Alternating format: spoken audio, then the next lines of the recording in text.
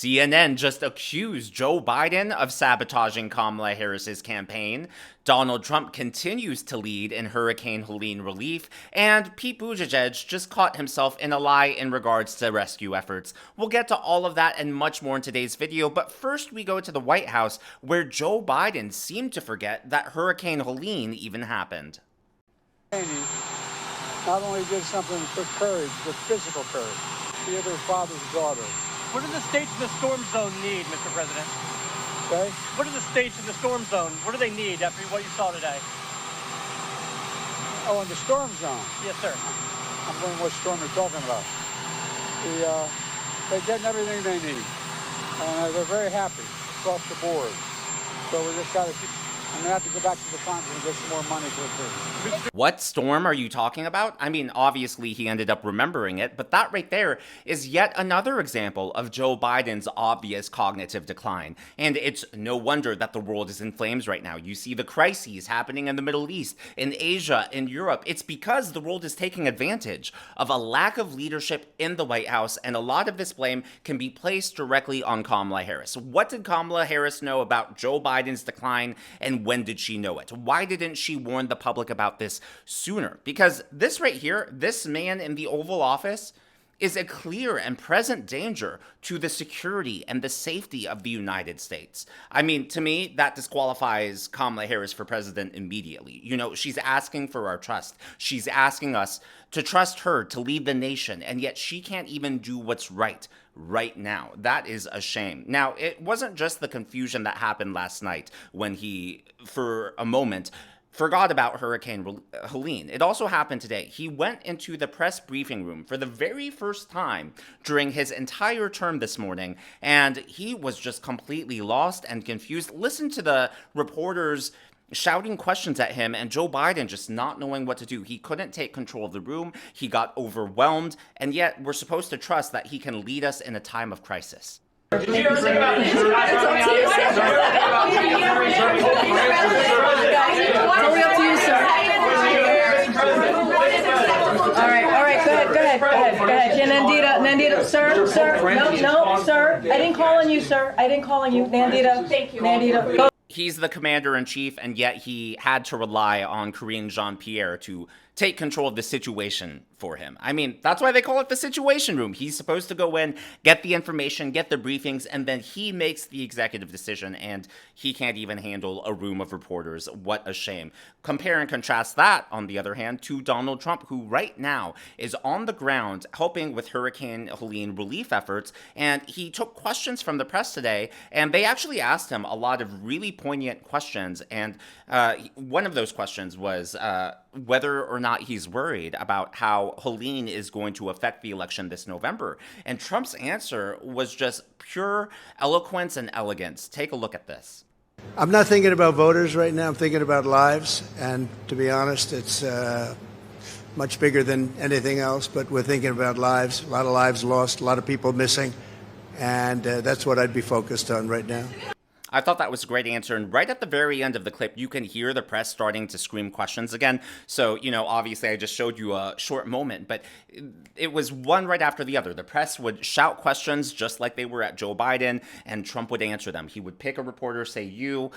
He took total command, total control of the room, and, you know, he is in a place where they're doing rescue efforts. So the press was there. There were people working around him, trying to organize food to hand out to victims. And so it was a busy, bustling place, and Trump was able to control the moment. Compare that to Joe Biden, who's in the press briefing room where only reporters are there and Joe Biden can't do it.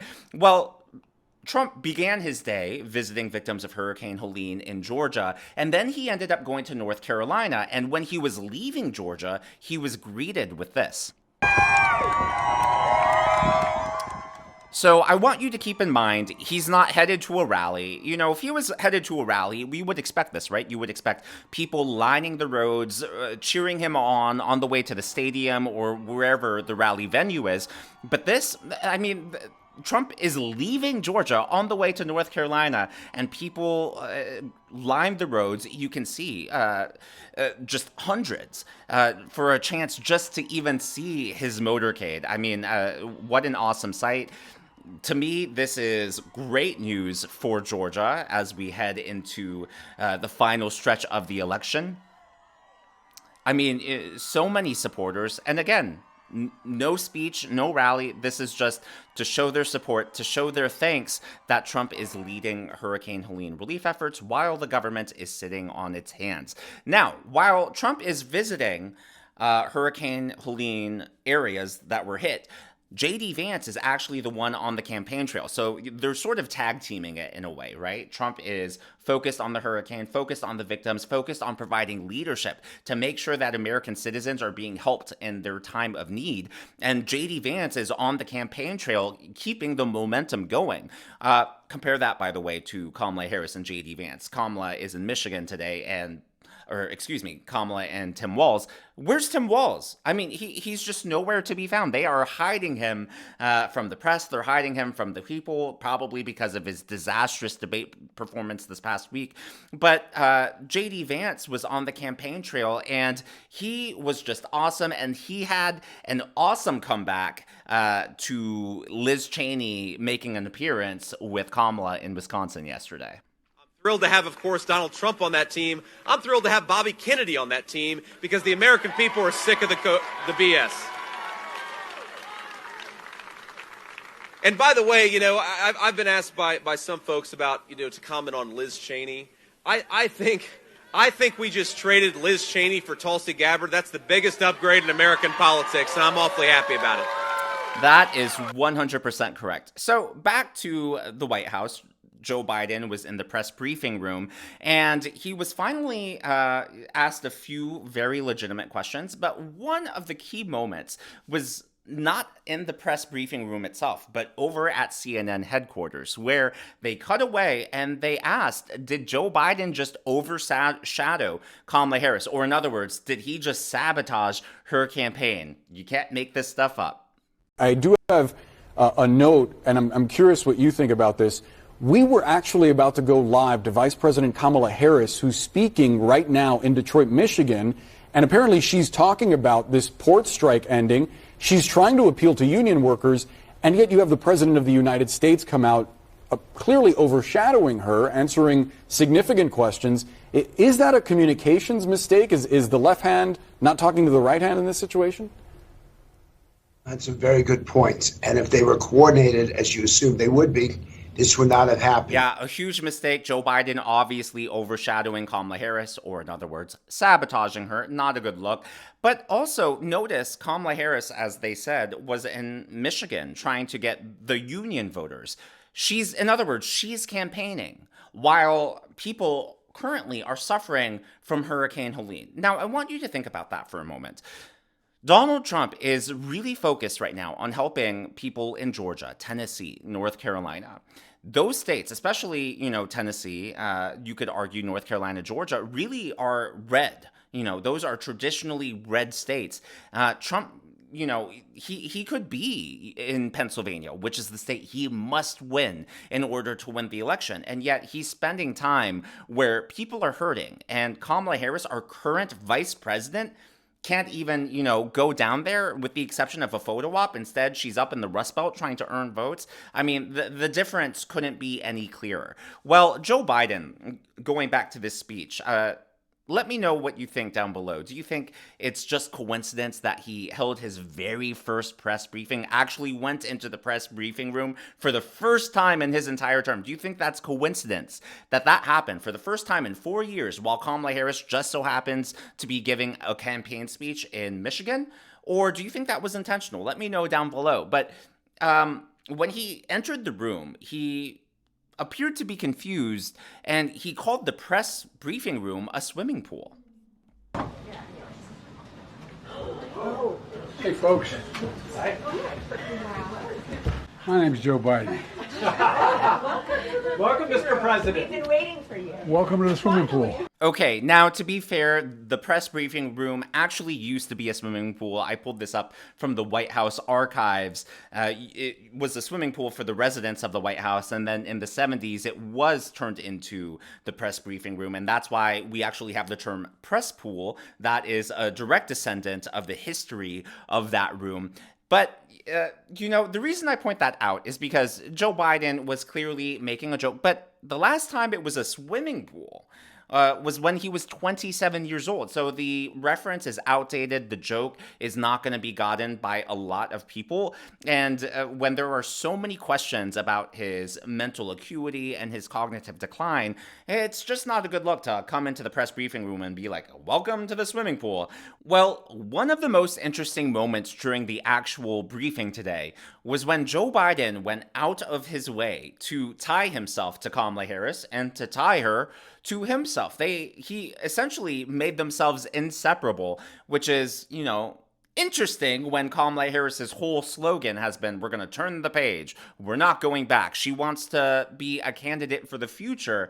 And yet Joe Biden is making it clear that her and him are two peas in a pod. Here is that moment. There's been a number of crises that the country has been facing over the past several days with the hurricane, with the port strike, with the situation in the Middle East. Can you talk about how your vice president, who is running for the presidency, has worked on these crises and what role she has played over the past several days?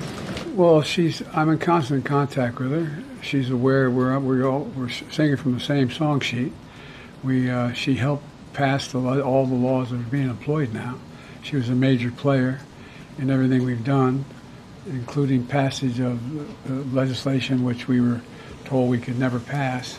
And so she's been, and her staff is interlocked with mine in terms of all the things we're doing. So there you have it, from the president's mouth himself. He is saying that he is interlocked with Kamala Harris. So how is she going to distinguish and separate herself from him during the final stretch of the campaign? It's just not a good look for Kamala Harris, especially when we know most Americans disapprove of the job that the Biden-Harris administration has done. And of course, they are definitely unhappy about the response to Hurricane Helene. Yesterday, Pete Buttigieg made a statement announcing that they were putting temporary restrictions, temporarily shutting down airspace in areas hard hit by Helene. Our goal is to make sure that funding is no obstacle to very quickly getting people the relief that they need and deserve. There's also some safety issues that come up. For example, temporary flight restrictions to make sure that the airspace is clear for any flights or drone activity that might be. Wait a minute, Pete. What did you say? Can we rewind that? What did you say, Pete? Also some safety issues that come up. For example, temporary flight restrictions to make sure that the airspace is clear for any flights or drone activity that might be involved in helping to allow those emergency responders to do their job. Gotcha. Thank you for clarifying, Pete. I thought you said something about temporarily shutting down airspace. Is that what you said? Because earlier today on Twitter, Pete Buttigieg tweeted this. No one is shutting down the airspace, and FFA doesn't block legitimate rescue and recovery flights. If you're encountering a problem, give me a call. I mean, the gaslighting from this administration is just absolutely insane. It proves that they think that you and I are stupid, that they have no respect for us, that they think we have absolutely no intelligence. For him to be on camera admitting that they're temporarily restricting airspace and then to post on Twitter, no one's shutting down the airspace and FFA doesn't block define legitimate. It's really interesting he used that word. Or is he upset about the people privately helping their fellow man? Well, Elon Musk ended up responding to this himself. There are hundreds of reports FEMA, FFA are blocking flights. This literally just happened. I will follow you. For those of you who don't know, you can't message each other on Twitter, on X, unless you follow each other. So that's why Elon Musk said that. I will follow you. Please DM me, direct message me, the number to call. And so that was a while ago, 23 minutes ago, then 7 minutes later, Elon Musk followed up. Still waiting. The helicopter is trying to land to deliver critical supplies. What's the number to call? And of course, no response from Pete Buttigieg. Now, it'll be interesting to see how the hurricane relief efforts continue to build up, or whether or not the anemic response remains slow and disorganized and disheveled. I mean, it's really disappointing that in 2024, the people aren't getting the help that they need.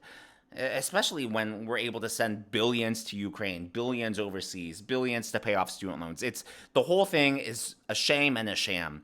But as always, that is my analysis, my commentary. That's what's going on from my point of view, and I would love to hear what you guys think of everything. Specifically, what do you think about Joe Biden's moment seeming to forget about the storm? Do you think, I mean, obviously he remembered that the storm ended up happening, but that one quick lapse, I mean, to me, that's just not a good sign, and I don't feel comfortable.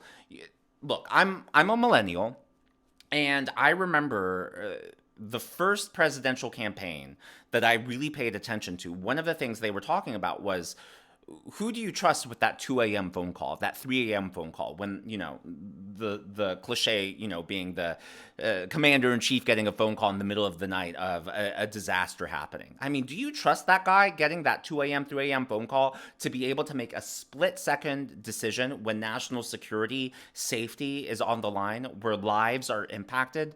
I mean, we're not just talking, it's easy to just think about the government in terms of spending and doing, but we're literally talking about lives of our servicemen, servicewomen, lives of our citizens. I mean, this is not something to take lightly when lives are literally on the line. And I think that's why people are so, or at least speaking for myself, disappointed with the response to Helene. And when you have a commander-in-chief as weak as Joe Biden, it's no wonder that the Helene response has been as disastrous as it has been. If you haven't already, please be sure to give me a thumbs up. I know it's a simple thing to ask, but it really does help me in the algorithm to reach more viewers like you. Be sure to smash that subscribe button and to check out one of these videos.